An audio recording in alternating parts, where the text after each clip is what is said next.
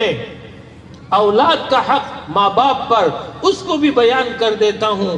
یاد رکھیے اولاد اللہ تعالیٰ کی نعمت بھی ہے اور امتحان اور آزمائش بھی ہے، چاہے لڑکا ہو چاہے لڑکی ہو، دونوں اللہ کی نعمت ہے، نعمت بھی ہے آزمائش بھی ہے۔ اس موقع پر اس بات کی بھی وضاحت کرتا چلا جاؤں، یاد رکھیے اولاد دینا اللہ کے اختیار میں ہے، چاہے تو وہ لڑکا دے چاہے تو وہ لڑکی دے، چاہے تو دونوں دے اور چاہے تو نہیں دے، اس میں کسی کا کوئی اختیار نہیں ہے، یہ اختیار سارا کا سارا ایک اللہ کا ہے۔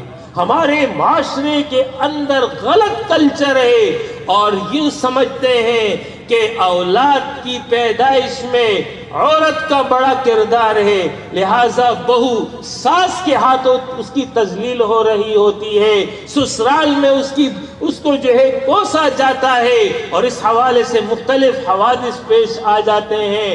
یاد رکھیے اس میں کسی کا کوئی عمل دخل نہیں ہے، سارا اختیار اللہ کا ہے، تو یہ اللہ جس کو چاہتا ہے دے دیتا ہے، نمبر ایک۔ نمبر دو، اس کے ذریعے امتحان لیا جاتا ہے کہ تم اس کی کیا تربیت کرتے ہو، کیسی پرورش کرتے ہو، کتنے حقوق ادا کرتے ہو۔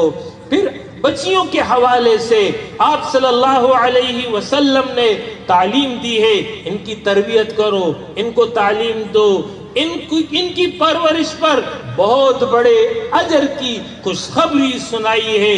آپ صلی اللہ علیہ وسلم نے فرمایا جس نے 2 بچیوں کی پرورش کی یہاں تک کہ وہ بالغ ہو گئیں، یعنی ان کی شادی ہو گئی اور رخصت ہو گئی، فرمایا قیامت کے دن یہ شخص، اور میں اپنا ذکر کیا رسول اللہ صلی اللہ علیہ وسلم نے کہ یہ شخص اور میں جنت میں اس طرح ہوں گے۔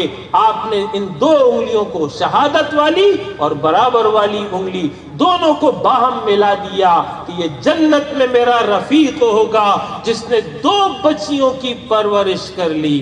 اسی طریقے سے آپ صلی اللہ علیہ وسلم نے فرمایا اللہ رب العالمین نے جسے بیٹیاں عطا کی اور اس کی وجہ سے وہ کسی آزمائش میں مبتلا ہوا اور اس پر اس نے صبر کر لیا، فرمایا یہی بچیاں قیامت کے دن اس کے لیے جو ہے جہنم سے حفاظت کا ذریعہ بن جائیں گی۔ ایک طرف یہ انعام ہے اور دوسری طرف جو بچیوں کے ساتھ ناروا سلوک کرے اس کے لیے سخت وعید ہے، جو ان کو قتل کر دے ان کو عظیم جرم قرار دیا ہے۔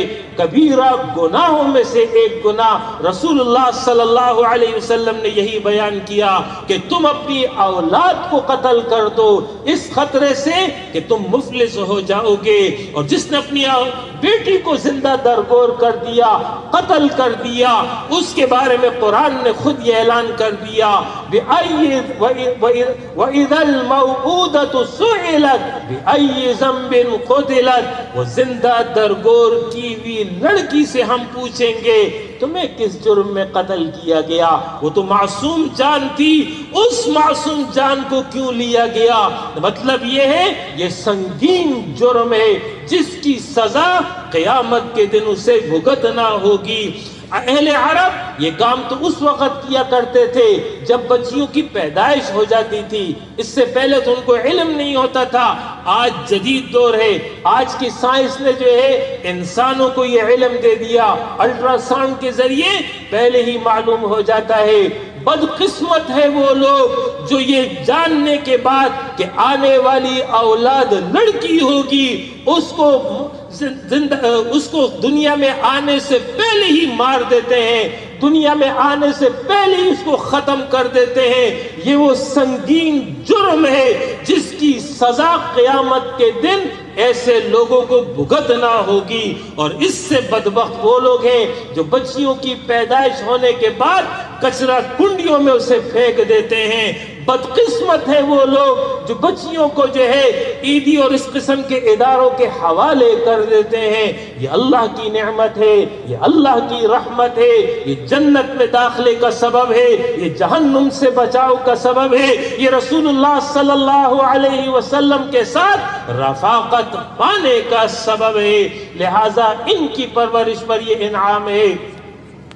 آپ صلی اللہ علیہ وسلم نے اولاد کے حوالے سے فرمایا کہ یہ اولاد تمہارے پاس یہ اللہ کی امانت ہے، اور اس حوالے سے قیامت کے دن اللہ سوال کرے گا۔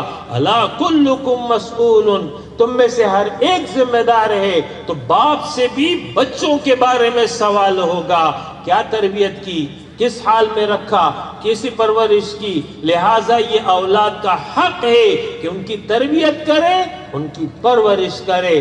جب اللہ رب العالمین کسی کو اولاد دے دے تو پھر اس پر لازم ہے کہ اس کا اچھا نام رکھے۔ آپ صلی اللہ علیہ وسلم نے فرمایا بہترین نام عبداللہ ہے، عبد الرحمن ہے، مطلب یہ کہ وہ نام جس میں عبدیت ہو، عاجزی ہو، انکساری ہو، اللہ کے ناموں میں سے کوئی نام اس کے ساتھ جڑا ہوا ہو، یہ سب سے بہترین نام ہے۔ پھر اس کے بعد جب 7واں دن آ جائے اس دن عقیقہ کر لے، لڑکا ہو تو 2 بکرے یا بکریاں، لڑکی ہو تو 1 بکری ذبح کر دی جائے، اور 7ویں دن اس کے بال اتار دیے جائے، 7ویں دن ہی اس کا نام متعین ہو جائے۔ جب بچہ بولنے لگے تو پھر سب سے پہلے کلمہ توحید لا الہ الا اللہ اس کی زبان پر جاری کیا جائے۔ لڑکا ہو تو اس کی ابتدائی پرورش تو ماں کرتی ہے، لیکن جو بڑا ہوتا چلا جائے باپ اس کی نگرانی شروع کر دے، خود مسجد جائے، اپنے ساتھ بچے کو ساتھ لے کر کے جائے۔ آپ صلی اللہ علیہ وسلم نے فرمایا 7 سال کی عمر کا ہو جائے اس کو نماز کی تعلیم دو، 10 سال کی عمر کا ہو جائے نماز نہ پڑھے اس کی پٹائی کرو تاکہ اس کی عادت بن جائے۔ تو باپ کی یہ ذمہ داری ہے کہ وہ اپنے لڑکوں کی بہترین پرورش کا اہتمام کرے۔ اسی طریقے سے میں خواتین سے گزارش کر رہا ہوں کہ جب بچیاں ہو تو بچیوں کی پرورش کرنا ان کی ذمہ داری ہے، لہٰذا یہ تبھی ممکن ہے جب ماں مؤمنہ ہوگی تو ان کی بچیاں بھی مؤمنہ ہوگی۔ لہٰذا گھر کا ماحول اسلامی ہونا ضروری ہے۔ اگر ماں پردہ کرتی ہوگی، حجاب کرتی ہوگی، بچیاں بھی حجاب کریں گی، لہٰذا اپنی بچیوں کو شروع سے ہی عادی بنائے۔ جب آپ نماز پڑھیں اپنے ساتھ مصلی اور بچھا دیں، اپنی بچیوں کو تعلیم و ترغیب دیں۔ وہ اس وقت نماز نہیں پڑھ سکیں گی لیکن آپ کی نقل اتاریں گی، آہستہ آہستہ ان کی عادت ہوتی چلی جائے گی۔ اسی طریقے سے ابتدا سے ان کے ذہن میں عقائد، صحابیات، صحابہ، انبیاء، ان کے واقعات ان کو ذہن نشین کرائے۔ ہمارا مسئلہ یہ ہے کہ آج کے دور میں ہر شخص مصروف ہو گیا ہے، بلکہ میں تو یہ کہتا ہوں کہ جو سب سے زیادہ فارغ ہے وہی سب سے زیادہ مصروف ہو گیا ہے۔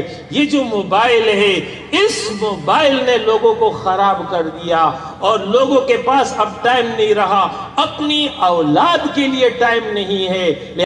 لہٰذا میں گزارش کروں گا کہ ماؤں کو کہ اپنے بچیوں کی پرورش کا خیال رکھیں اور کوشش کرے کہ ان کی بہترین تربیت ہو سکے۔ اسی طریقے سے بچیاں جو بڑی ہوتی چلے جائے ان کو اسکارف کا عادی بنائے، تاکہ شروع سے جب وہ اسکارف پہنیں گی تو جب وہ بالغ ہوں گی تو خود بخود پردے کا اہتمام کریں گی۔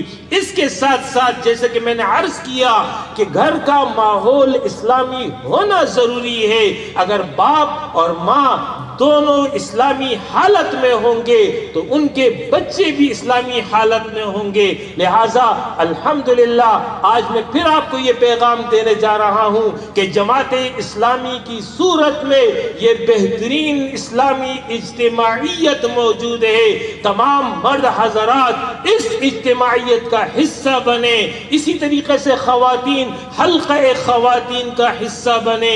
اسلامی جمعیت طلبہ یہ بہت بڑی نعمت ہے اسکول اور کالج اور یونیورسٹیوں میں کہ جس کی وجہ سے الحاد، لادینیت، قادیانیت، پرویزیت اور اس قسم کے تمام فتنوں کا مقابلہ اسلامی جمعیت طلبہ نے کیا ہے۔ میں آپ سے گزارش کروں گا اپنے بچوں کو اس جمعیت کے ساتھ جوڑ دیں۔ جمعیت طالبات کی صورت میں بچیوں کا ونگ موجود ہے، اس کے ساتھ جوڑ دیں۔